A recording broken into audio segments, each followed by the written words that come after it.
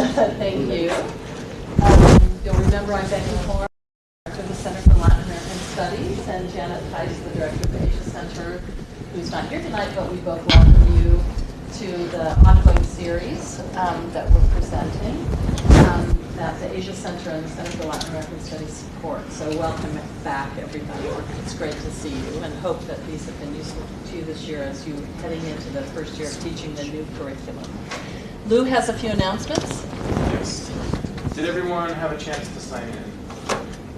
Everyone did, yes? Okay. So a couple housekeeping pieces for today. So we're here until 7:30. If we end early, that's okay. I think we'll take a break or two, just depending on how we're all doing. I was going to mention, if you could just be helpful to us and clean up after yourselves. That would be much appreciated. The other piece of housekeeping is related to the website. So the website's ongoing development. I know some of you reached out to me because there's videos that you once had access to but are no longer there. So we're working to get the website up and running so that there is content from previous lectures, but unfortunately we had some misunderstandings with previous lectures about video of their presentation. So we're working to remedy that as quickly as we can. But as much as we can put on there in terms of PowerPoints and outside resources, we're doing that. So just please bear with us and give us feedback if you're seeing something that's missing, or if you see a critical need in your teaching, please let us know so that we might think about accommodating that, sooner than later, either with the summer or next fall as we continue the series. I think that's all I've got in terms of housekeeping. Please look out for a survey. It'll probably come at the end of the series instead of at the end of each lecture. But we do have an independent evaluator that wants to get feedback from all of you so that we can find out what you think about the series and how we can improve it. If there's anything more immediate, like we need to really change room, let me know and we'll see about doing that. But, yeah. And let me just echo, Lou, on the value of those evaluations for us. These series, as you know, are supported by a federal grant, and the evaluation process is really critical for us in our reporting to the federal grant. So the more fulsome and attention you pay to that, that's terrific for us. So thank you for that. We also have another announcement? Yeah. So I sent out a few emails, and I just wanted to remind all of you guys that I was able to get 2 grants from the Utah Division of Arts and Museums for us as art history teachers to have our registration paid for at the Utah Art Education Association Conference, UAEA. And as an additional enticement to get you guys down to the conference so you can see how amazing and fun it is, Saturday we'll have a full-day workshop with John Gunnan, who is a member of the AP Test Development Committee. He's a question leader, he's a top presenter, he's amazing. So that's going to be really, really helpful, and some of those questions that we have specific about AP and AP format, he can answer those. So like I said, I sent out an email. I'm going to send out another one. I'm just looking for people that are interested in committing to come to the conference. And like I said, the $125 registration fee is covered by Utah Division of Arts and Museums up through the first 24. But I've only gotten about 10 replies back, so there's plenty more spots. So if you can find a way down to get to St. George on a Friday and Saturday, I tell you, it's something I look forward to every year. Getting out of Utah County and the Wasatch Front into St. George in February is really nice. And the last but not least, I wasn't quite sure if the grant would work out, and I didn't want to put presentations on top of John, because I wanted you to feel like you could go to John's presentation. But we're looking for maybe 2 or 3 presenters to present on Friday afternoon from anywhere between an hour to 2 hours. So if any of you guys would be willing to do that, maybe talk to me during a break or send me an email. I would love to just get a few more presenters, so both Friday and Saturday are really lots of good art history professional development folks. Okay, thanks. So it's my pleasure to introduce our speaker tonight, our presenters, Dr. Sarah Hollenberg, who is professor in the Department of Art History here at the U. She received a BFA in Fine Art from the Nova Scotia College of Art and Design in Halifax, Nova Scotia, and PhD in Art History at the University of California. Southern California, yeah. Sorry, Southern California in 2012, and she's been teaching for the last several years at the University of Utah. She specializes in the art and visual culture of the 20th century with a focus on the intersections of mass culture and visual art in North America. So we're really pleased that she's here and willing to present. Thank you very much. Thank you. It's great to meet you guys. I'm going to ask you a couple of questions. I tend not to follow a sort of strict lecture model, but prefer some back and forth. I know you guys have come here after a whole day of teaching. So on the one hand, it's kind of unfair to ask you to engage. On the other, I worry you'll fall asleep if I don't call you out. I mean, you're all familiar with the challenges of pedagogy. So I just wanted to get a sense, first of all, of what your relationship to this new category of global contemporary is. How many of you have already taught it to your students? Nobody. So it's all brand new. Okay. How many of you have gone over the material on the Khan Academy website? Show of hands. Okay, so for those of you who aren't familiar, Khan Academy is actually, it's pretty useful. It's a general sort of free education online site, and their art history section is quite good. And they have sections on each of the works in your curriculum, all of them. They have an essay and or a video. So that's a really great resource for you guys to go to in an emergency. But what does this mean for you, global contemporary? What are we talking about when we say global contemporary? You, in the animal print. I'm just going to call you guys out by what you're wearing and your facial hair and stuff, because what is global contemporary in your mind? Like, what does that mean? My first thought is just looking at artists who are working now, and that are artists that our students are going to be, because it's their time period that's happening now. Okay, so it has this relevance in that it is contemporary, it's now. It connects to popular culture often, to digital culture and online culture in really interesting ways. Yes? I think it's concepts, right? So contemporary is concepts. So before, things have always done, suddenly you got this concept of something new. And it's sometimes hard to actually teach that to students that don't understand art about, why is this dot so important in compost? But it's the concept of creating that dot, which makes it so intriguing to me. Do you guys, I don't think I looked to see if this was in the sort of modernism curriculum, but do you teach like Malevich's Black Square? That's probably for the best, because it's brutal. Like, this black square means zero. There is this sense that you have to find a way to give students that background on what can seem like very simple objects.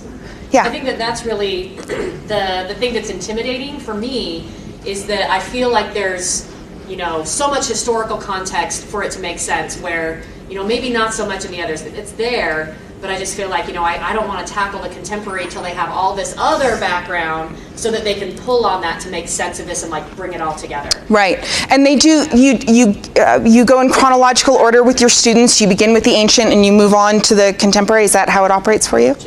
Yeah. And sorry, you had your hand up?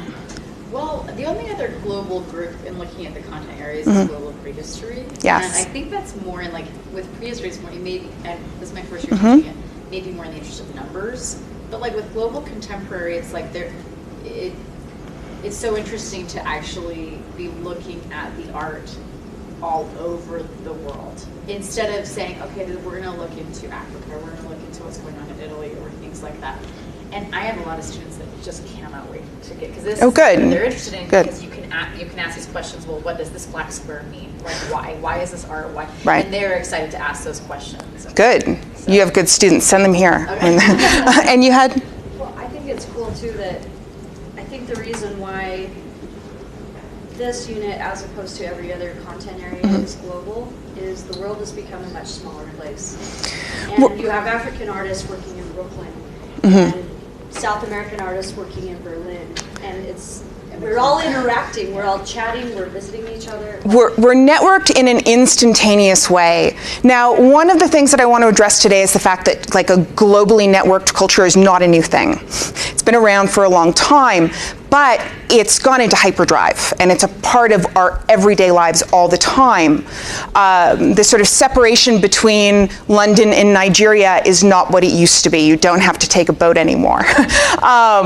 So we're going to look into that. Now, one of the issues that we run into with global contemporary, up until, say, the 1970s, even early 80s, you have movements. You know, you have abstract expressionism, minimalism, conceptual art, and you can organize things around these movements, these units, which often means organizing things around groups of men in New York City. I mean, that is fairly consistently what happens. So when we go into the global contemporary, we lose the security that comes with movements. But we also have this opening out into a much more sort of diverse range of voices, which I think is very exciting.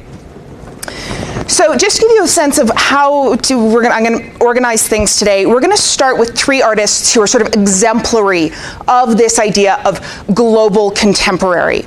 Yinka Schonneberg, Sharon Neshat, and Mariko Mori. So these are all artists who are known very well for the ways in which they represent specific cultural histories to people who are not necessarily tied into those histories. They offer a sort of visual translation of cultures and histories that are often unfamiliar to their audiences. Then we're going to look at 3 American artists who all engage with the idea of the other or otherness within American culture. Now, when I say other, if I say it like with quotation marks and a capital O, what do I mean? Well, I think it can mean lots of things, but like difference, you know, things that are outside of mainstream majority culture. Yes. Minorities, you know, other sort of lesser represented ethnic or cultures. Yeah, in general, when the term the other, as we use it here, really came into common usage in psychoanalysis. And it's that which is not me. I know who I am because of what I'm not, and I need to be able to see what I'm not in order to know who I am. So I came up with an example of this with my students sort of on the fly the other day. So no political message implied, but for example, if we're to take Donald Trump and his comments about Muslims and Mexicans. Those comments, that commentary isn't based on any actual sort of verifiable knowledge about Muslims or Mexicans. They're based on his image of what it means to be American and what it means to be not American. So he's, in a very sort of classical way, othering these groups in order to establish a specific form of American identity. So the artists that we're looking at in relation to this today are, it looks like it didn't actually list them, although you'd think I would have them all locked in. Here, we'll just, here you get a preview.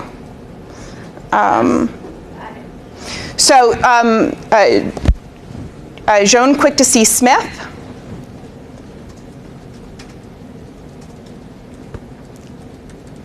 Oh. Pipon Osorio, and Kara Walker.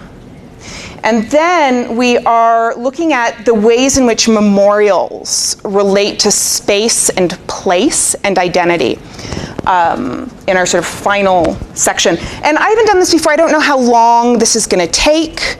I think we should be okay to make it through. We have a nice stretch of time to work with. So let's start with Yinka Schonneberg, and we're going to have to turn these lights down so that you can actually see. Oh, hey, who fixed the lights? This is so much better. Okay, so you guys are familiar with the source material here, right? I saw it's on your curriculum. You've all taught the swing, right? So just a little background on Schonneberg. He is a British artist of Nigerian descent who spent much of his life sort of going back and forth between Britain and Nigeria. he started as a painter, and he still does some drawing and painting. Photography is an important part of his practice. I'm going to look at a couple of photographs, but he's best known for his sculptures, such as this one.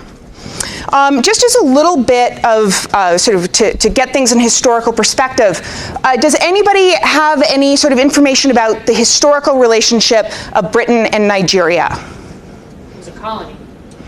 Yes. So in like the 1885 Berlin Conference, Yeah. it was claimed by Britain, and so then, as were lots of parts of Africa. Yes. And Britain had involved itself earlier as a result of their resistance to the slave trade. So Britain had involved itself in trade in Nigeria because much of the slave trade was moving through Nigeria, but they secured their position there at the Berlin Conference, which we will talk about a little bit for those who aren't familiar. So from 1800 to 1960, Nigeria was under British control.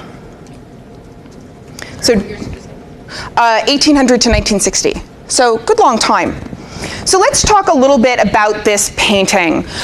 You've taught it. What is it? Why is it a part of the curriculum? Why does this painting matter? What is its message and historical importance? Yes?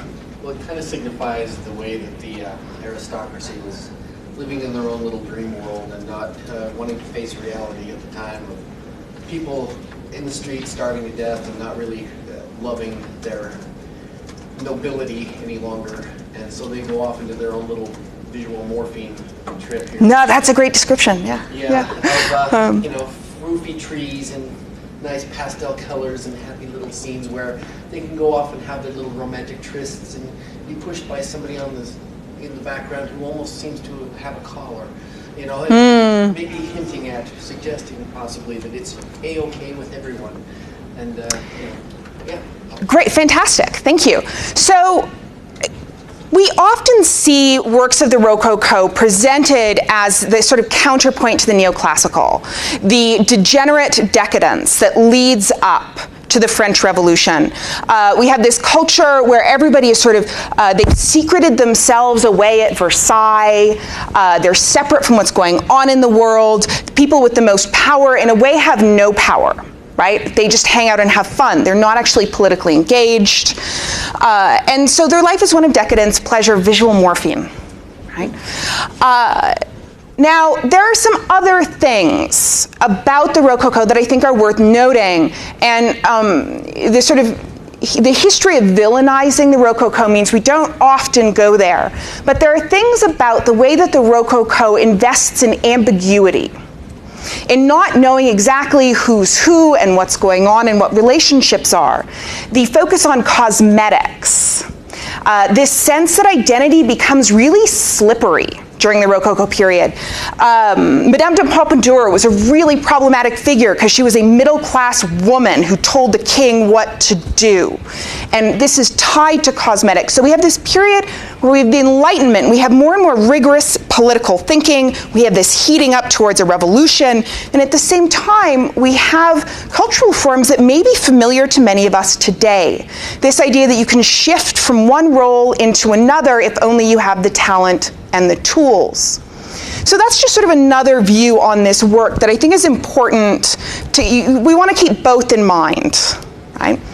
As we consider why Schonenberg would draw on the swing. Let's start by looking at the ways in which these are similar and different. Let's do a formal comparison. You guys do these with your students all the time, right?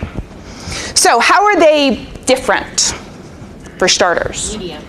Medium. So Painting versus sculpture. Okay. 3D versus 2D. okay, great. What else? What else is different? Missing a few characters. Such as? The man, well, both men, I guess. Okay, so the figures she was engaging with are gone. She's isolated. We still have these references to this sort of luxurious greenery, but she's by herself. What else is missing? Her head. Yes, this is really important. Schonenberg's sculptures tend not to have heads. So why do you think, why no heads? Why chop off their heads?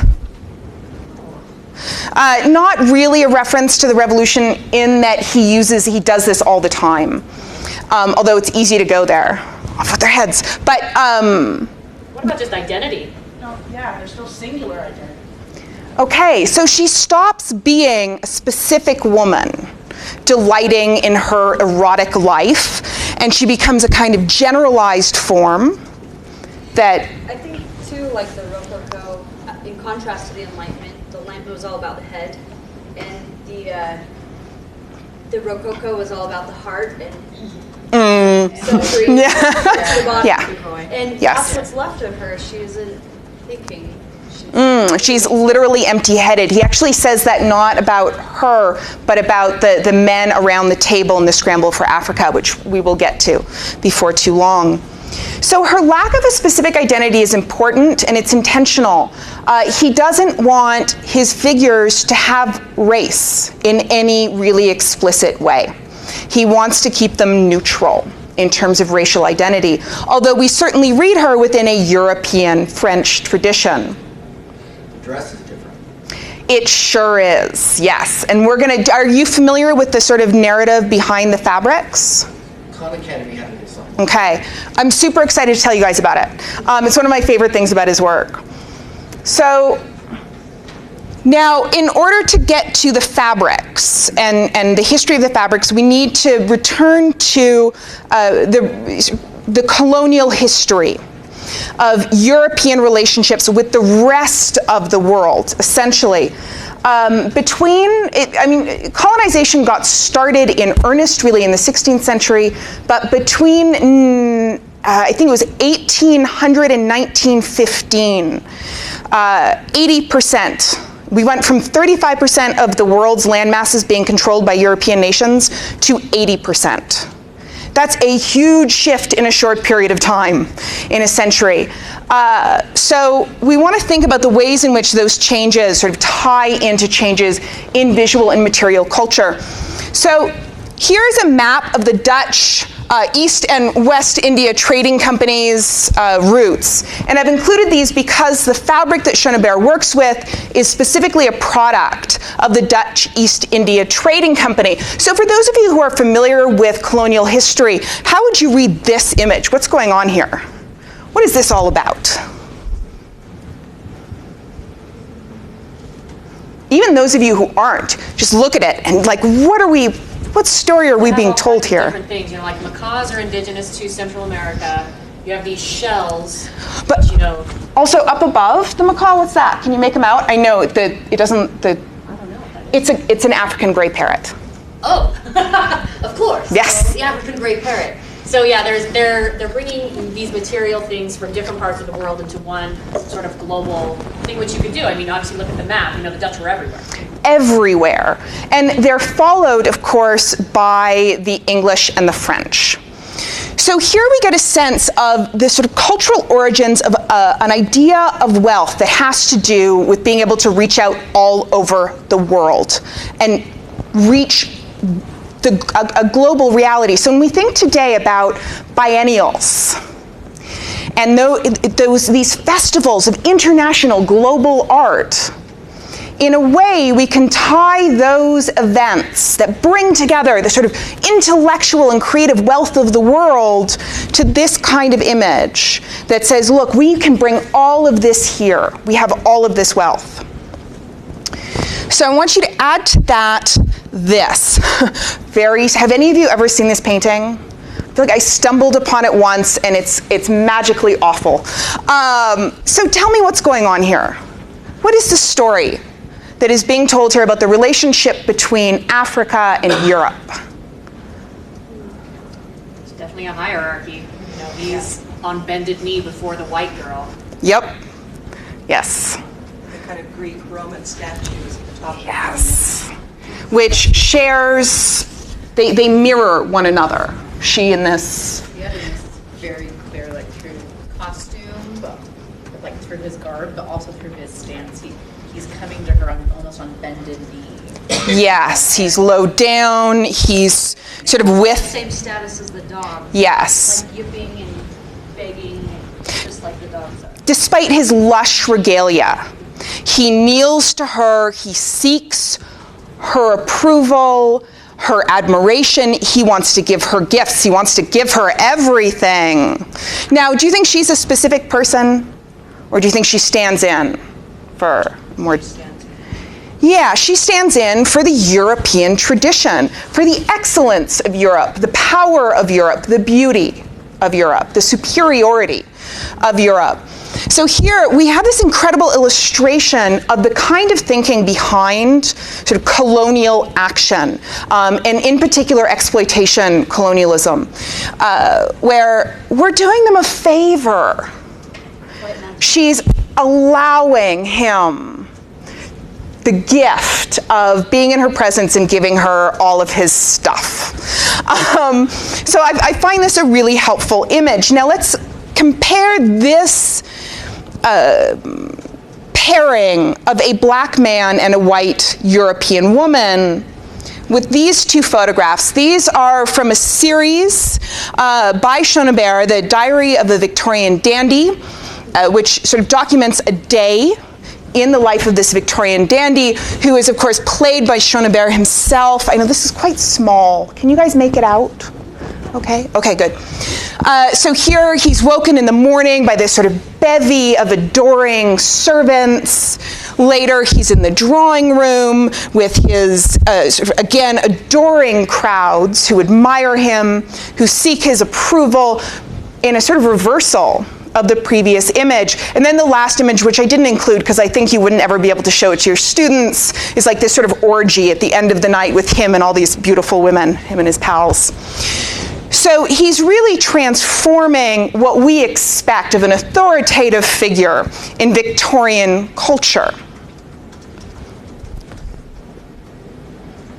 He's spoken, have any of you watched The Art 21? On Hollenberg? Yeah, so he speaks about class in it in really interesting ways. He says in Nigeria, he is of a very high class. He's aristocratic. His lineage in Nigeria is that of an aristocrat, whereas when he's in London, he's just a black man with a broken body. Right? He contracted a virus in his late teens and was paralyzed.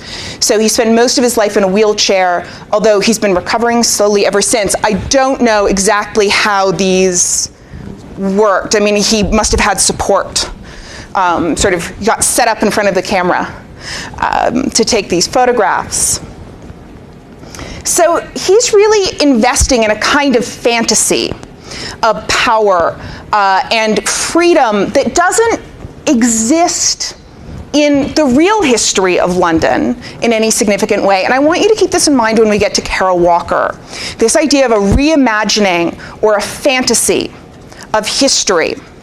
In this case, it's one that is positive for the subject who fantasizes. In Walker's, as I'm sure many of you have encountered, it's quite disturbing.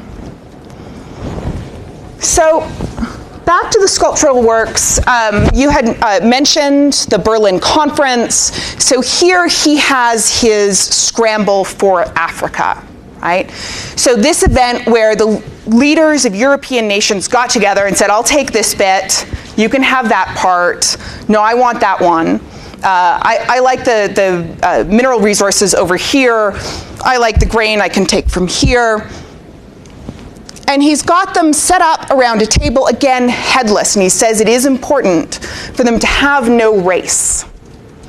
But it was in reference to this work that he described them as literally brainless, right? These men sort of fighting over Africa, yes? Why, especially in a work like this, would it be important for them to not have race? Like, I would think that you would want to emphasize the race. Their whiteness. Okay, that's a really great question. Does anybody want to take it before I do? So globally, we're still doing it. It's not just Europeans anymore. Okay, that it's a sort of multi-directional, exploitative system. There's that. There's also this idea that one of the things he's working to undermine is an essentialist idea about race. When I say essentialism, does that set up bells for any of you? Or did any of you take like feminist theory classes in college. Okay, it is a really helpful term. So when we talk about essentialism, we're talking about the idea that a person's identity and subjectivity are essentially just grounded in their biology. So 1970s second wave feminism tended to be very essentialist in that, like, women must band together because we all have the same experiences, because we all have the same biology. Whereas today, intersectional feminism tends to say, whoa, back off that. There are lots of women who don't have that biology. So in terms of race, then, how would we understand the term essentialism? What determines someone's race? It's a social construct. Yes. Biological. Right, that race is not just DNA, right? It has to do with how you grow up and how culture pictures you, how you are seen by the people around you. So Rachel Dolezal is a really interesting case when we start to talk about essentialism in terms of race and gender. Like, this year has been an amazing year for challenges to essentialism. In terms of trans politics, we're seeing the idea of essential gender identity just fall apart. But with Rachel Dolezal, people kind of went, whoa, hold up. There is a limit here to what is okay. And I mean, we could talk all day about this. I would talk all day about this, all night. But one of the things that the Rachel Dolezal thing brings up is that you don't get to choose. Just because these things are malleable doesn't mean you can just be like, oh, I'm going to be this now. Right? That, again, so much of it is how you have been placed in culture, and she was placed in culture as a white person for most of her life. So that sudden transformation is generally read as highly performative. So he's interested in challenging this idea that race is just color. For him, race is history and relationships. By not showing the color of these people, like, the race is still present here. Oh, yes, right? Absolutely. Strong force here, but yet we can't see it visually. Right, yes. Okay, so now let's talk about the fabric. Here's a close-up. All right, so what kind of fabric is this? Let's describe it first of all. What does it look like?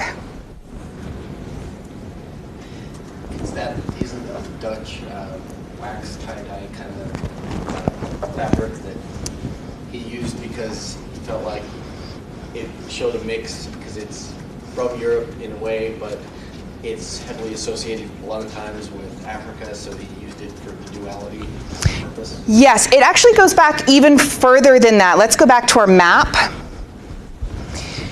The Dutch found this fabric in Indonesia. And they were like, wow, this fabric is beautiful, and Indonesians will pay a lot of money for it. And they make it by hand, painting the wax on the fabric, and it's so labor intensive. We can make it industrially. We can print it. We're going to go back home to England, and we're going to replicate this fabric for much lower costs than they do in Indonesia. We're going to take it back to Indonesia, and we're going to sell it to the people in Indonesia. And we're going to make loads of money, because you can't only make money by just buying things from or stealing things from other people. You have to sell stuff, right? So they do this. They bring these fabrics back to Indonesia, and Indonesians are like, this is junk. Your registration's all off, it just looks terrible, we hate this stuff. And so these poor Dutch traders with these ships full of fabric go off looking for somewhere to sell it. And they find that in West Africa, there's a substantial market. And that in fact, West Africans, the consumers there, they're mostly women, and they like the fact that these sort of the shabby production practices mean that each bolt is kind of different, because it depends on getting the registration right, which is quite difficult. And so women in West Africa start buying this fabric, they love it. The style starts to change. Over the course of the 19th century, and early 20th century, we see adjustments in the design of the fabric to suit West African consumers. And a really complex sort of culture of fashion emerges around these fabrics.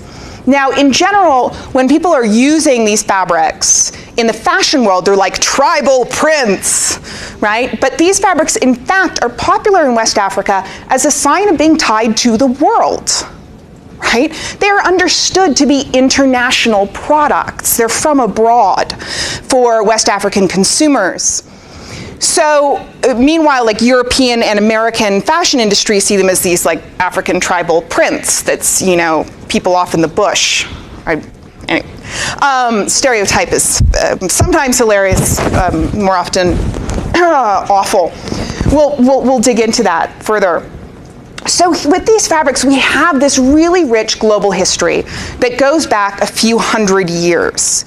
So, I mean, one of the reasons I wanted to start with Schoenberg was to give a sense of the extent to which, one, he's a big player in the global art world. He shows at the biennials. His work is all over the world. And he's very conscious of that role and that identity. And he wants his audiences, his viewers, to rethink these really deeply oversimplified visions of African culture, Asian culture, European culture, and to recognize that we have been trading for a very long time. And that those trades are not just trades in goods, they're trades in ideas and aesthetics and forms. Note also the Coco Chanel logo here, right? Not, of course, not made by Chanel. You know, it's a fabric that is borrowing the Chanel logo. And what does the Chanel logo mean in this context? How can we tie it to the overall work? What does Chanel stand for? Upper class. The upper class, decadence, wealth, the things that we associate the Rococo with. So he's able to sort of tie back into that history in this work. All right, any questions on Yinka Schoenberg? Is there hanging from the beam, is it all foliage or was it, kind of almost looked like there were two monkeys or something? Oh, I think they're branches. As far as I know, they're branches. But it's worth looking up a bunch of different images and checking to make sure. Where's this located? Oh, it's, sorry? So the Tate? I mean, it's moved quite a bit. His work moves a lot. I'm very lucky. When I first started to travel, when I first became an adult and to visit New York, he was sort of at the peak of his career, so I did get to see a lot of his work in person, which, as you all know, is A, wonderful, and B, super difficult when you live somewhere like Utah. It's expensive to travel around the world and see all this work. Again, these biennials, to be able to go to these biennials and see the work that is at the center of this global contemporary means being somebody with a very fat pocketbook. Like, you need a lot of money to do it. Any other questions, Schoenberg, before we move on? Okay, Shirin Neshat. I'm curious, how familiar are you guys with Neshat and her practice? At the same time, she was all over New York, same time as Schoenberg. Has anybody seen her work before? This is a little bit, I'm going to be honest, this is a challenging one because she's really a filmmaker. And I've noticed the selection of global contemporary. I mean, you're working with a textbook, images in a textbook. And so there's very little in the way of temporal arts, but they have been enormously important in the contemporary period. So we'll talk about this work and its context. I do have, like, we can look at one of her videos that's shorter. They tend aesthetically to be very similar to the photographs. They're black and white, they're symmetrical, they're elegant, usually two screens, so you read them sort of together simultaneously. Usually no dialogue, although I understand she just made a feature film, which does have lots of dialogue. And they're all set in a Middle Eastern context, an Islamic context in which women all wear veils. So she grew up in a liberal family in Iran. She went to a Catholic school, so from a young age she had variety in her religious upbringing. She moved to California in 1975 as a teenager, And she stayed there. She did her MFA in the US, and 4 years after she moved to the US, the Iranian Revolution happened. So it was 20 years before she went home. So this is one thing that is really important to keep in mind. Like Yinka Schonberg, she is an artist who is not simply living in Iran or living in Nigeria. She's back and forth between a major Western center and one of these locations that we call global, because they're not a part of the sort of Western central narrative. And this is something that we do see quite a bit of. Somebody like Shirin Neshat, somebody like Ai Weiwei, who if you're here for the second session, we'll be talking about, one of the things that makes them popular is that they speak to a Western audience in very specific ways.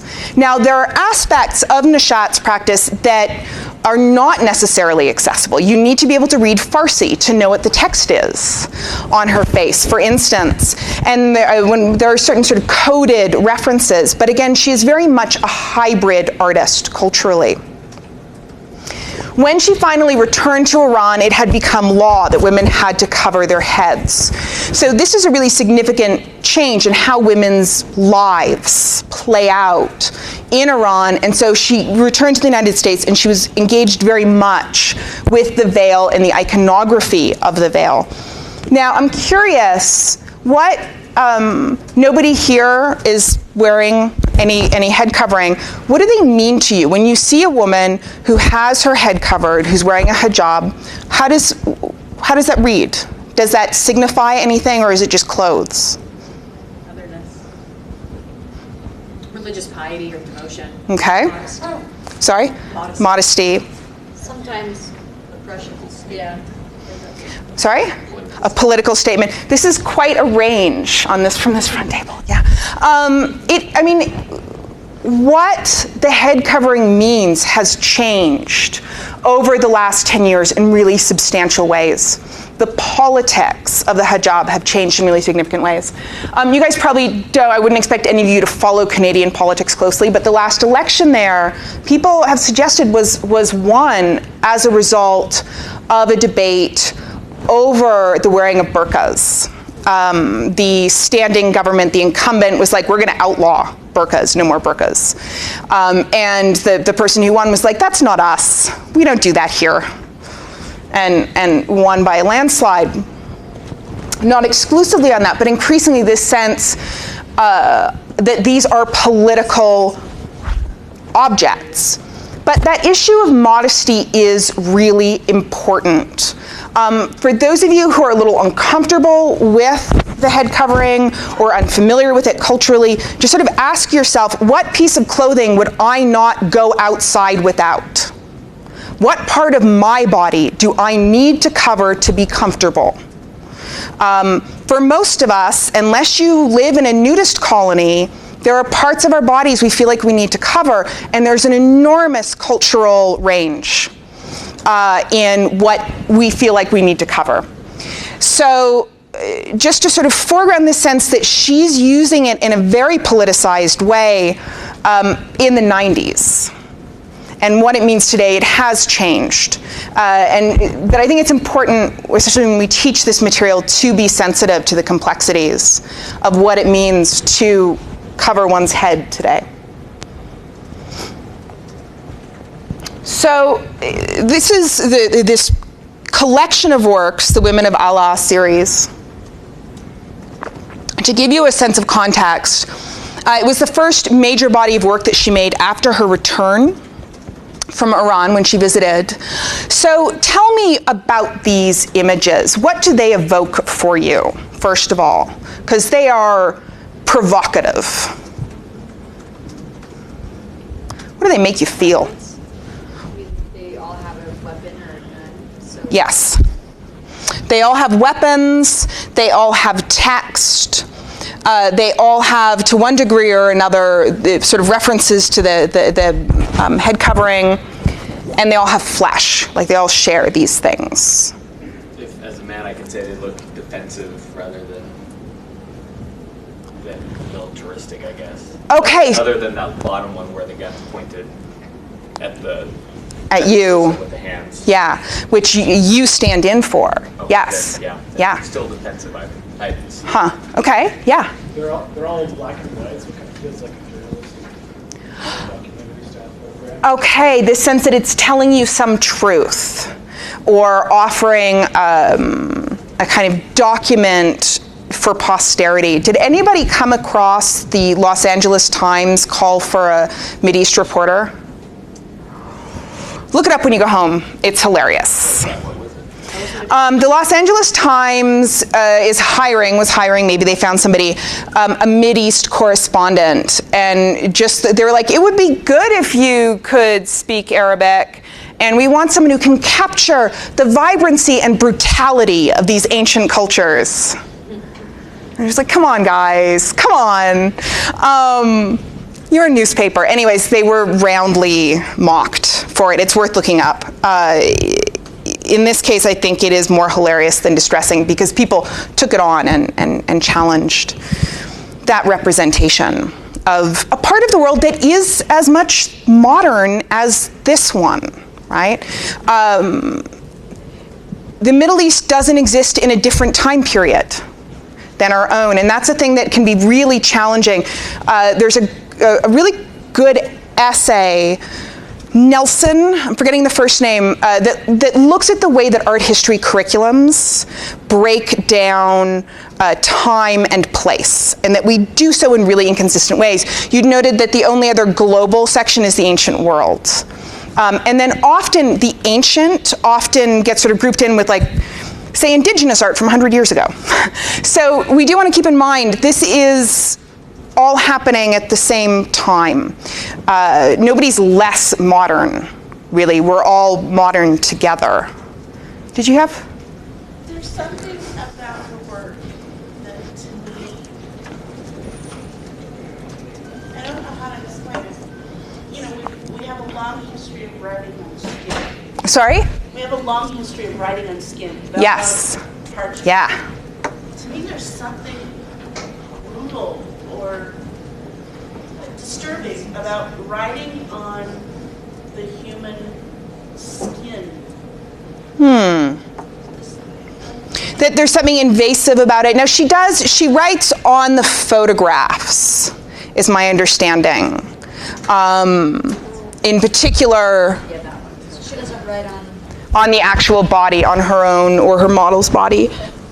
But that sense that it is this sort of covering, it's another layer of covering over, of making invisible the skin underneath the text. One thing that I was going to add, it was mentioned that these photos look defensive, and my reaction was actually the opposite, because I thought it's this weird juxtaposition of beauty, like she's very beautiful, very beautiful, softness of skin, and even like a woman in a hijab. I mean, I think when I see them, I mean, we mentioned oppression, but I don't see them as like intimidating or anything like that, but maybe following this, it's either rule of modesty or choosing this rule of modesty. Right. But then that's juxtaposed with a gun and a very, powerful gun, especially in her first one. The first time that I saw that photo, I thought, she looks so peaceful and calm and beautiful. In this one. Yeah, and yet she has this, for me, what is a symbol of violence with her. And so that so I'm curious, you might be getting this, is there this message here of those two things put together? Absolutely. And one of the things, and then we have this sort of dichotomy, this splitting, but she wants to get at the fact that these kinds of divisions are oversimplified. It's more complicated. We are more complicated than gentle or violent, young or old, east or west. She wants to start drawing us into this field of ambiguity. And one of the ways that happens is one of the least accessible aspects of this project, which is the writing. So we can't read it if we don't read Farsi. But these are all texts by Iranian women, poets.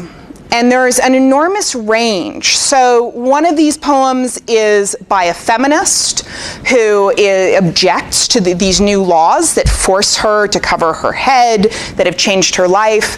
And then another one is about the glory of martyrdom.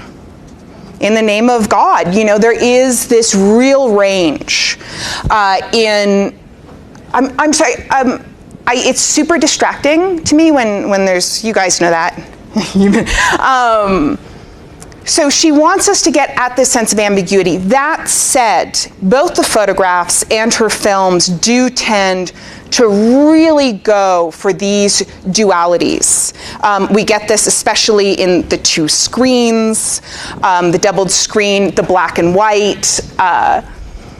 She does offer us opposites, but one of the things that we see happening is that the way that we read those messages really vary. Are these women who are defending themselves? Are they there to protect themselves? Are they aggressors? Are they militants?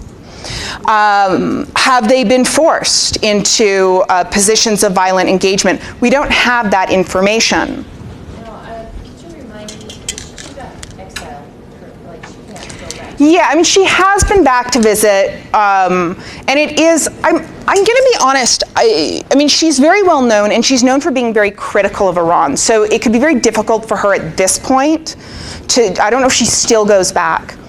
But I do know Iranians who go back to visit and are homesick. And they love going home to visit. The picture that she paints is one that is very black and white. That like going back to Iran is impossible and terrible and awful. And again, I'm speaking anecdotally here, but that's not always the case. Sometimes people can go home and be with their families and be like, wow, I really miss Tehran. You know, this is a really great place. We are not defined by our political leaders in an absolute way. So she can't go back because of her art, or she was banned? Well, I know she doesn't show her art there. And I do know she has been back, but I'm not sure if maybe she's not going back anymore. It's possible. I'm sure we could find out with a little Google searching. It's interesting. I mean, what Trump plays on is Muslim equals terrorist. Muslim equals we're not safe. Yes. And yet, in the Quran, you know, they're such peaceful people. I literally drove on the way here a big billboard that said 1.4 billion Muslims against terrorism. I saw that. So there's this like, Muslims it's against interesting to terrorism. look at these pieces were made in 1994. Before everything got really heated. 9/11. This Yes. is pre-ISIS. This is. And that's a really important thing to keep in mind when you're presenting this work to students. That the cultural context, it might be contemporary, but it isn't really. This is historical, and it relates to a historical time period that we passed out of. Sorry, random question. Where does she live?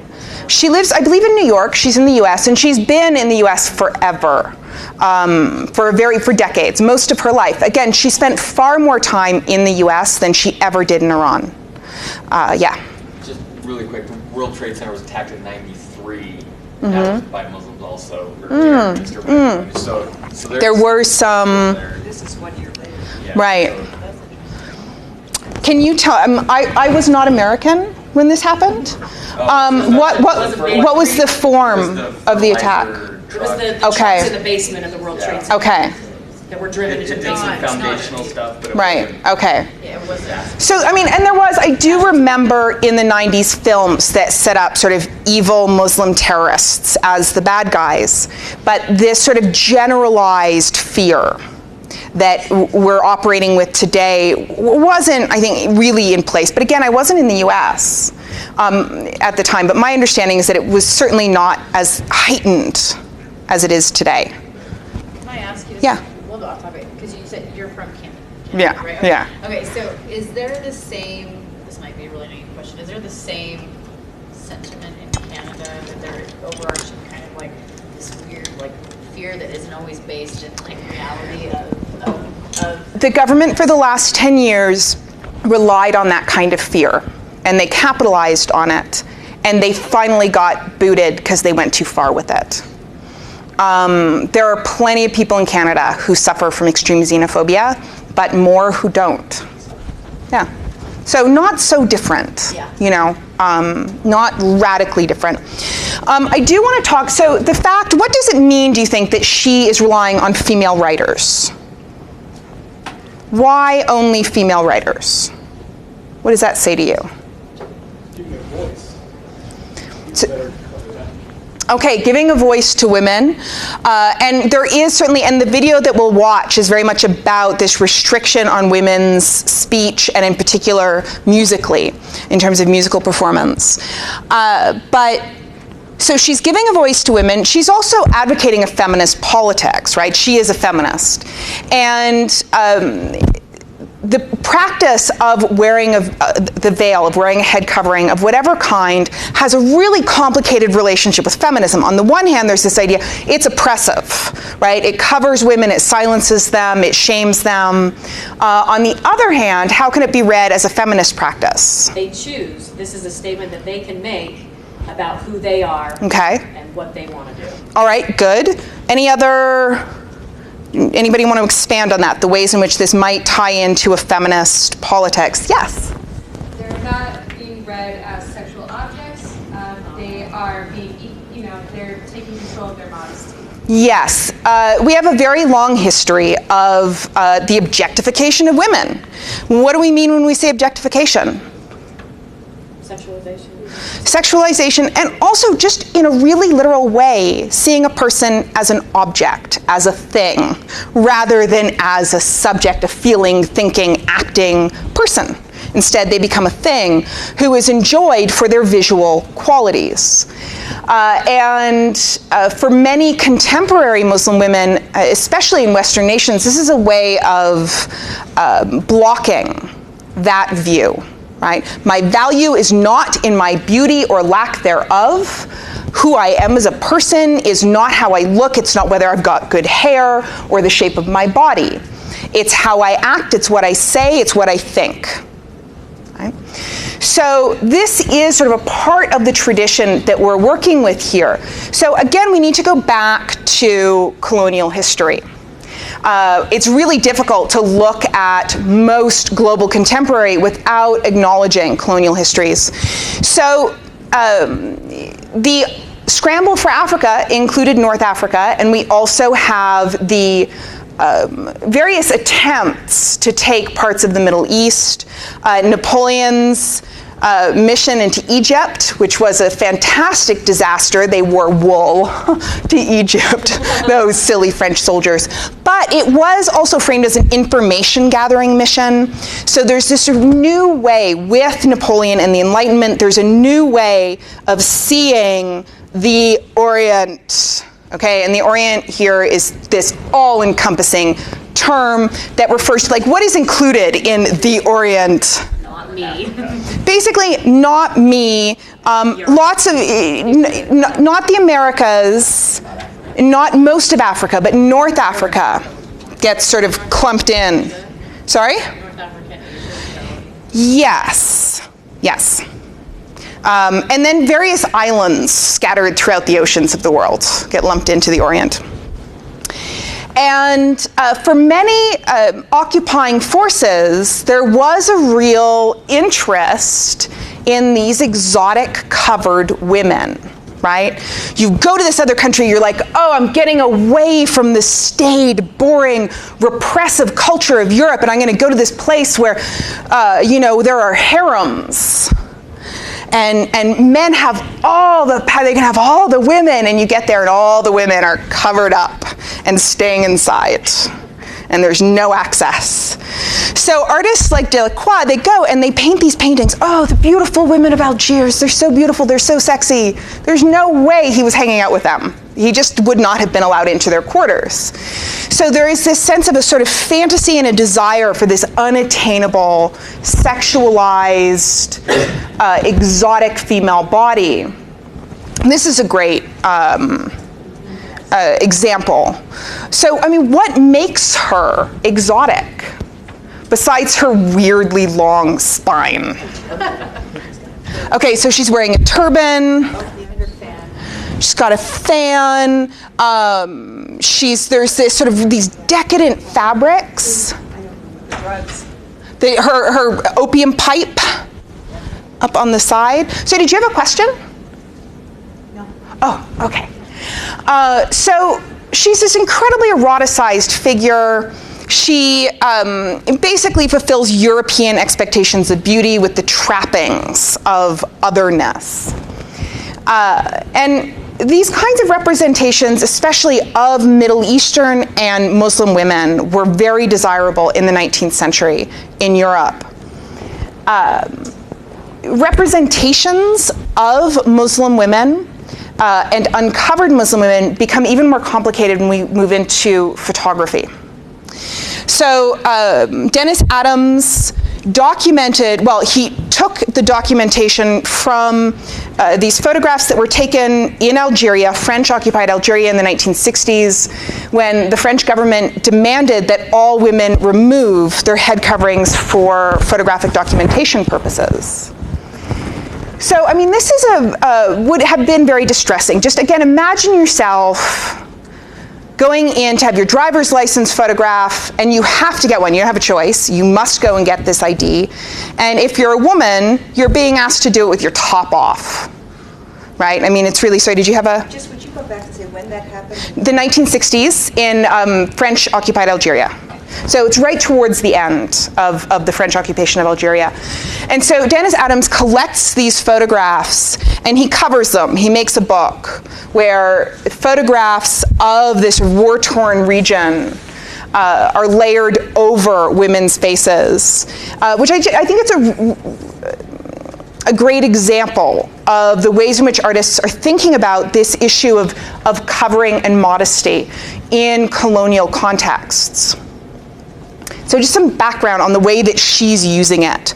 That for Nishat, the head covering implies both oppression and liberation from a very different kind of oppression, from objectification.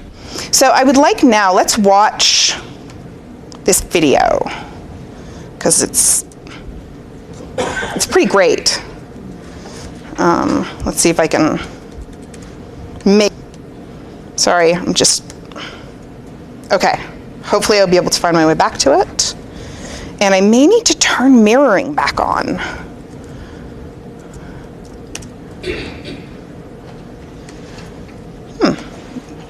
Oh, it's not letting me connect to the internet.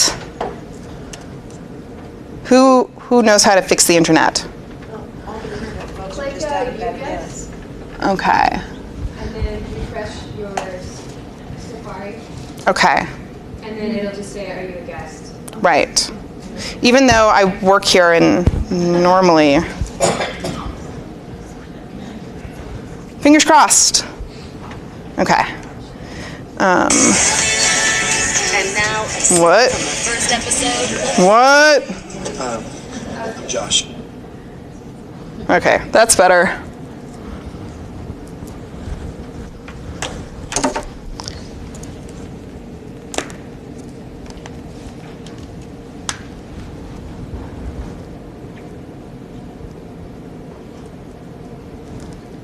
Are we going to get sound?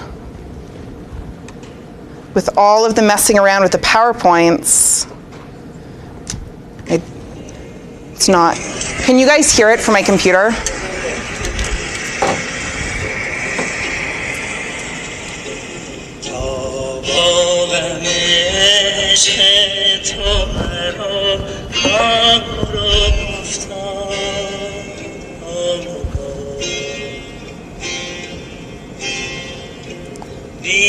بیچاره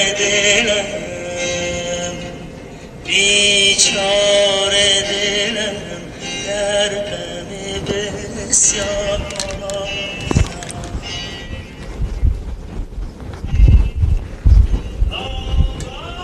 That's all right.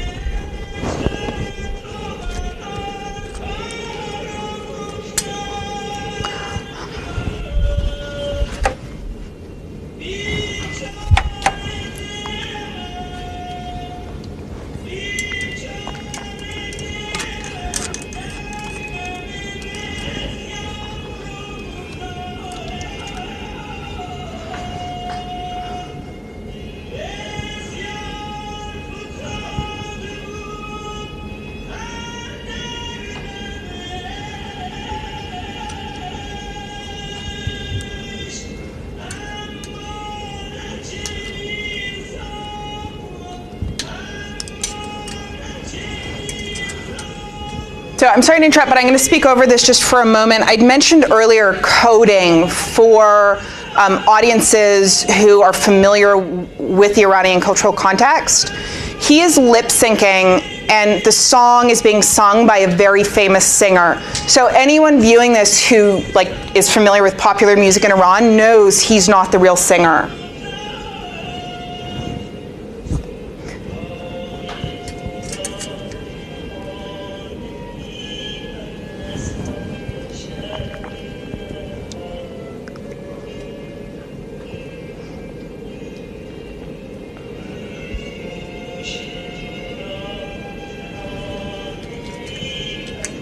Context of the song important, or just the famous singer?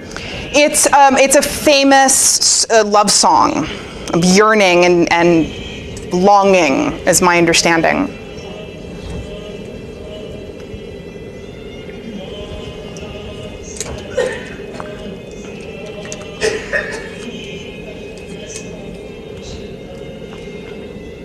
So women are not allowed to perform publicly in this context.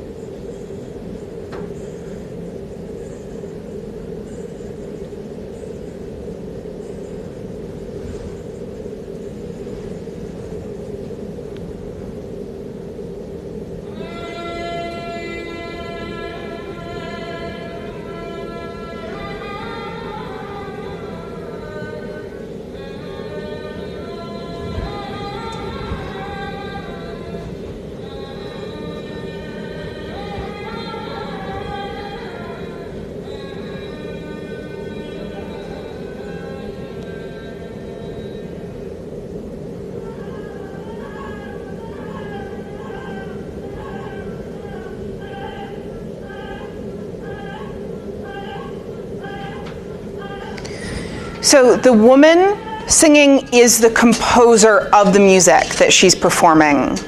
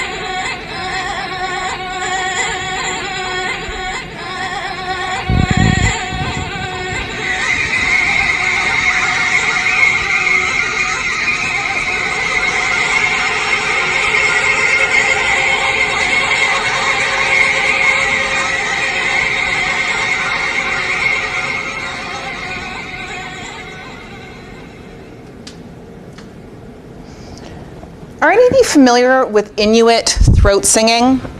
Yes. Anybody? It sounds, there's a real similarity, isn't there? There's some interesting crossover. So I want to ask you guys, what differences did you notice between their performances? Yes? Sorry, am I talking too much? No, absolutely not. So I noticed that there was like, they're both in a stadium, but Mhm. he has a whole bunch of people, and then you go to see her, and there's empty chairs. Yes. Yes. Correct. And so it was just, to me, I was like, oh, well, it shows kind of like how maybe the artist was, like, people undermine women by, he gets an applause, and then they get like, Well, no one can go and see her perform in public, right? Women can't perform in public. So in a way, we have this setup where we see she's in an empty auditorium, and yet he seems to be watching her from his full auditorium. She really does offer us the binaries that we expect. She gives us masculine, feminine, theocracy, democracy, light and dark. But there are points at which those binaries seem to kind of run into each other and complicate, such as him watching her when that would be impossible. Okay, so we have the empty as opposed to the full space. What else do you notice that's different? Yes? I don't know if anyone else felt this way, but I feel like when he's singing, and you said it's a song that would be popular. Yeah. As soon as she started singing, it got so eerie and kind of haunting because she's alone, alone in this, theater space, and it's like it's this other hidden side of this culture that's not being shown, but that I think has a lot of substance to it, obviously. Well, it has substance, but what it doesn't have is words, right? Her song is wordless, which is another way of sort of circumventing the rules. So he's singing a song we know, and she's just offering these sounds, these incredibly emotive sounds, and they're rich. We don't know what they mean any more than, well, we might actually know what they mean more than we know what his mean, even without words, right? Because it's such an emotive sound. Yeah. but he's a fraud. It's not his real work, whereas with her, it's her. It is her work, absolutely. And again, Iranian viewers will know that this guy's lip syncing somebody else's song, somebody else's recording. Yeah.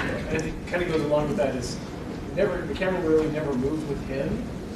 And he moved a little bit. Mhm. With her, there was passion, and there was this revolution of the camera all around her. Mhm.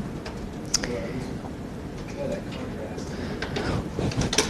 I don't know how she made the sounds that she made.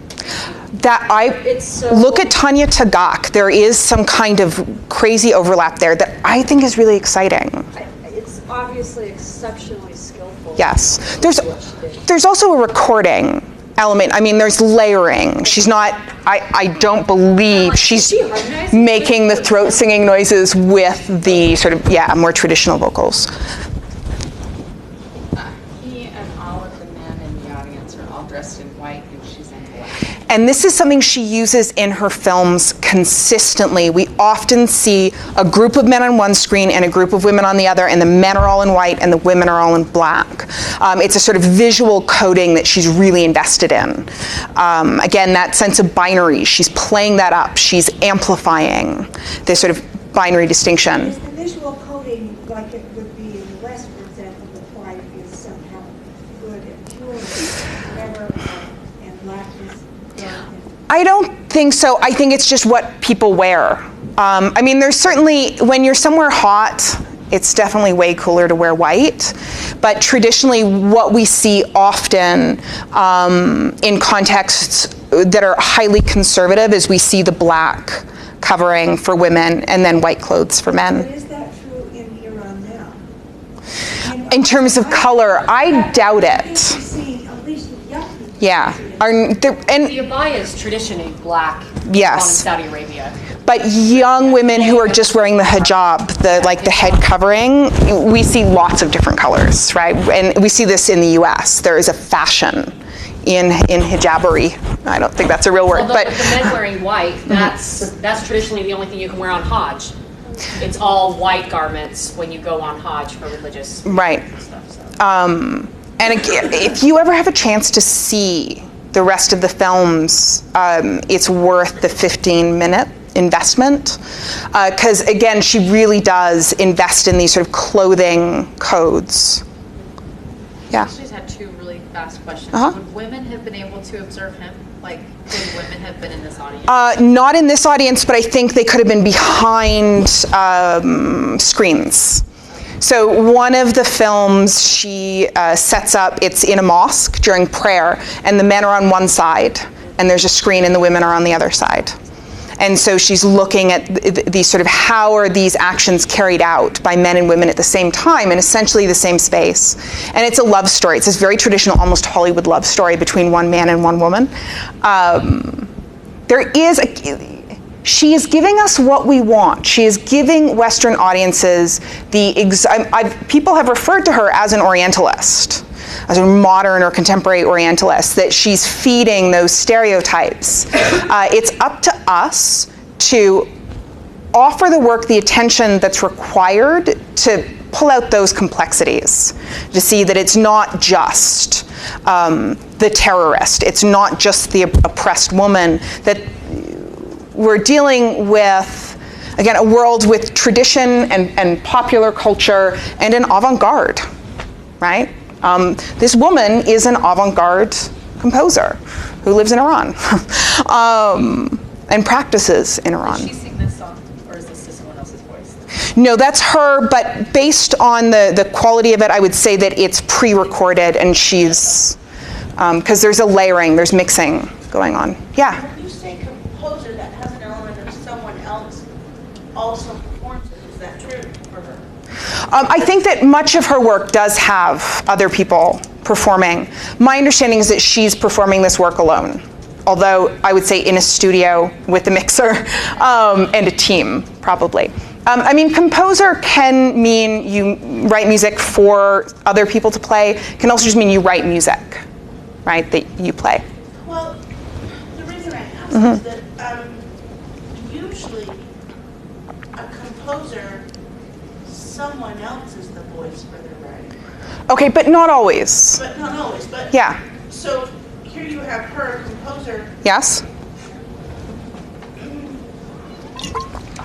And sometimes someone else sings the song. And you have him singing someone else's song. Right. So what you're getting at is that issue of authorship.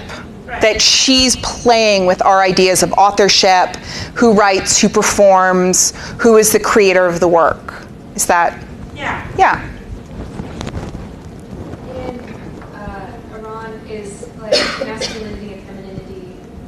Like the fact that he's singing a love song and she's kind of singing this like very, to my ears, like more masculine kind of stuff. Is she playing with that? Is that as reasonable?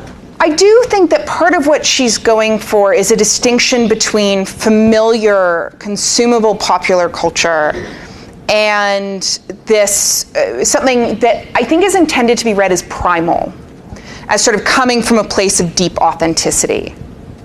So I'm struggling to understand the intended audience. This is so important. Like 90% of her audience is American and European. Again, she's on the festival circuit. She shows work in the biennials. But really, her audience and her culture, frankly, is very American. But she is including content that is clearly directed at people who are familiar with Iranian culture. Now, that's not for people in Iran. That's for the expat community, really. She doesn't show her work in Iran. It's not. She chooses not to, or is it not allowed? It's my understanding is that it wouldn't be seen as acceptable. That may be changing. Would she be interested if it did change? I don't know. That's worth. I'm sure we could find that out, but I don't have an answer to that question. All right,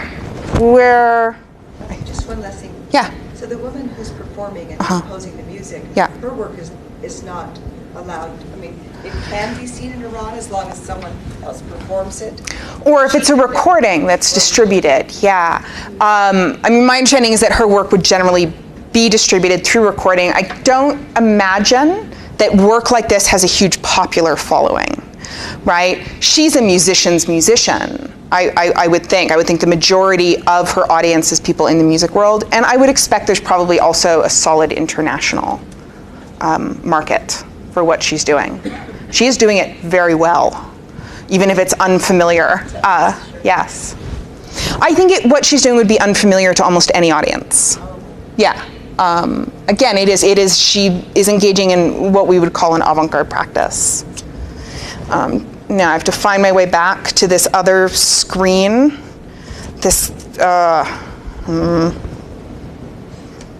Okay, there.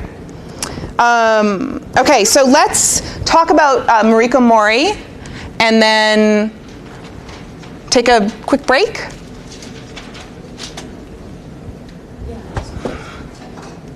Yes, that's not right. Okay. So I'm curious, how familiar are you guys with Mariko Mori? Have you seen her work before? Never? Okay, nothing. Mariko Mori is another artist who is identified as a global artist who, again, was trained and much of her career has been in the West. So she's another one of these hybrid figures. We will see a few exceptions to this in the next session on materiality, but you'll see this over and over again. If you look at what's at the work that's shown at the biennials, is often we see a Western education. Sorry? I'm just commenting. It looks to me like a feminine Salvador Dali. Okay, so what makes it look like a Salvador Dali? Things floating around being where it shouldn't be. It's surreal, right? It doesn't look like a world that we could inhabit. So Mori's work engages with fantasies of the future, primarily. That's how she really came to prominence in the 90s. Looking at the ways in which our contemporary culture articulates what we imagine coming down the pipeline, as sort of Jetsons of the art world. So she began her career as a model, and then she studied fashion. So this is important. She spends a lot of time in front of the camera, and she makes her own costumes. So that early professional engagement with the fashion world wound up being really central to her art practice. She went to London. She studied at the Chelsea College of Art for her MFA, and then she participated in the Whitney program in New York. And we'll see she's spoken about the ways in which her practice shifted or changed when she moved to New York. When she went to London, she wanted to be understood as a sort of universal figure. She didn't want her ethnicity, her cultural background to be a part of the way that people understood her. And then she arrived in New York and she was like, I give in. She says that the context of New York culturally was so diverse that just everybody was expected to sort of bring and put on the table wherever they had come from. And so she began to engage with the specificities of her cultural history. She's particularly interested in teen culture, right? Which in Japan really blossomed in the 1990s. She said that when she was growing up, the culture of teenagers in Japan was just sort of derivative. She saw teenagers borrowing and imitating Western models, and then when she came back in the late 90s and early aughts, she saw this very specific, unique youth culture that had emerged in Japan. She's also very interested in gender roles in Japanese culture and the ways, the expectations of women in Japanese culture. So I just want to contextualize her in relation to a couple of other artists who are doing similar work. So are you guys familiar with Cindy Sherman? Yeah. So what is Sherman known for? What is she famous for? Okay, so this performance of stereotypes. Now, in this case, this is from her early work. What do you see her drawing on here? What do you think the source material is? Sorry? Films. Films, yes, absolutely. Films of the mid-20th century. And Morimura, another Japanese artist, who is he emulating? Frida Kahlo. He had an entire exhibition of self-portraits as Frida Kahlo. And his practice has involved substantial work where he presents himself as women from art history. So women in paintings, Manet's Olympia. He has a Manet's Olympia. He has the collection of Frida Kahlo images. I do want to note that while he's drawing on art historical sources for most of his work, and Sherman is drawing on cinematic sources for most of her work, they both flip at certain points. He has Marilyn Monroe photographs, and she, in her more recent career, has these art historical presentations. So how can we read Mori? I don't know, these images aren't super, but just looking at them, how would you relate them to these? I mean, what is this character? Who is she playing, do you think? Yeah, she's an anime character, a sort of robotic superhero. And here she's sort of a futuristic office girl who participates in the tea ceremony, who serves the tea. And she has spoken about this particular role of the office girl and this sense that in Japan, women are generally not expected to be ambitious. They're not encouraged to be ambitious. Yes, go to work, but just be a nice office girl. And she's like, I want more than that. Oh, sorry, there should be an H there. That's a typo. It's not play with me, it's play with me. So while these two are looking back in time for their sources, she's, well, is she looking forward in time, do you think? Do these read as futuristic to you? No. The impression of women in the Cindy Sherman 1950s film. It's the 1950s housewife right there, serving but tea. What's going on with these weird shiny bits? Well, it's a contrast to me. Like, she's looking like this very futuristic being, and yet her job and her role in society has not changed at all. Yes. So this sense, it's futuristic, but again, she's playing these sort of little girl characters who don't really contribute. They're there to fulfill a role. Does anybody listen to, it's a radio program, public radio, the History Guys. Anyways, it's a history program, and they recently had a thing about the Jetsons, and they were like, everything was really futuristic except for the social and cultural world, right? There are no people of color in the Jetsons. The women are all housewives. There are no social changes. And so she's playing in her early career with these sort of, the ways in which these models of the future are in fact not very different from the contemporary world. They're not particularly forward-thinking socially. So that's one aspect of her work that I think is important to keep in mind. And then here, another, what is this? What are we looking at here? This strange picture. They at the beach, but they're mermaids. It looks like a fake movie photo shoot or something, like a studio. Yeah, it's a backdrop. Yeah.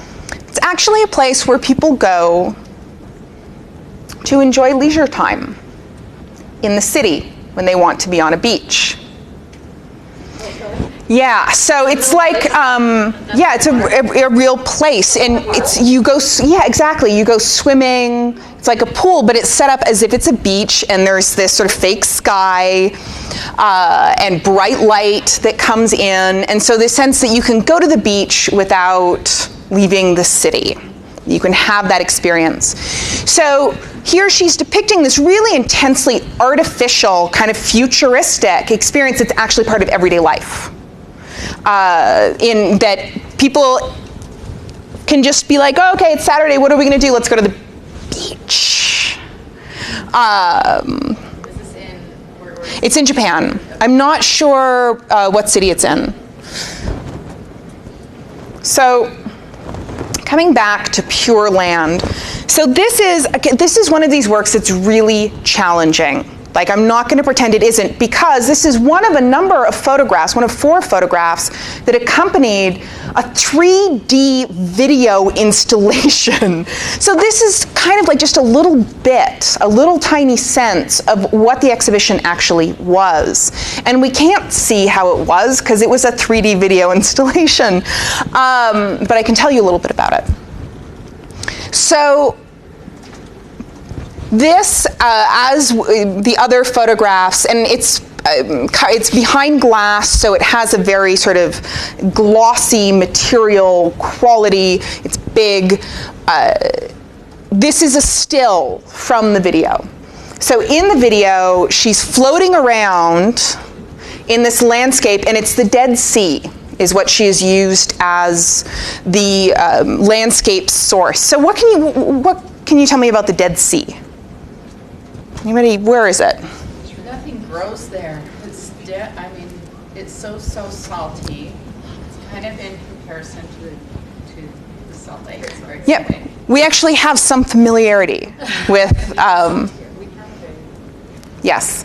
So it is, nothing grows in it.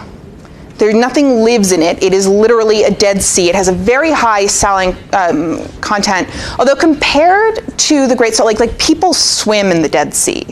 It's seen to have restorative qualities. You float in it, it's amazing. You like bob up onto, because it's the water is so dense with salt. Yes? So I went to the Dead Sea and people would literally take the mud from the Dead Sea Yes. and just like cover them. So Yeah. I have a little facial mask at home, Dead Sea mud. Yeah, it's lovely. So there is a different relationship. I think it's not as stinky, right? Yeah. Do you remember it being stinky? Quality. Yeah. It's higher salinity than the Salt Lake. Salt Yes. Lake's like 20%. Right. And it's a lot higher. Right. So why might she have used this context? Any thoughts on what the Dead Sea means? Keep going the way we're going. Ooh, you're seeing a really dark kind of, yeah, you're like. Well, these guys are certainly happy. It's really an interesting, like those little creatures seem to be cavorting and like playing the flute. Yeah, they're all playing musical instruments. And so that all seems quite like lovely, but it is a dead place. Although there's a lotus blossom floating in it, which of course is a thing that is alive, at least theoretically. There's actually a lot of references in the Bible to the Dead Sea. Okay. Which because she's Japanese, you wouldn't immediately make biblical connections, But there is. this is a global occurrence. It is, and there are a number of things about her work that raise sort of comparisons with Christian cultural history. One of the most obvious is in this installation. You walk in, you're wearing 3D glasses, only 20 people are allowed in, you're watching this video, so you're just, your whole world visually is occupied with these images. There's sound, she's singing, there's this sort of abstract musical sound, and when it's over, a cool scented breeze blows on you. So she's activating all of your senses. Now, does this sound familiar to anyone who has, say, taught the history of Gothic cathedrals? Does that sense of creating a space where you are taken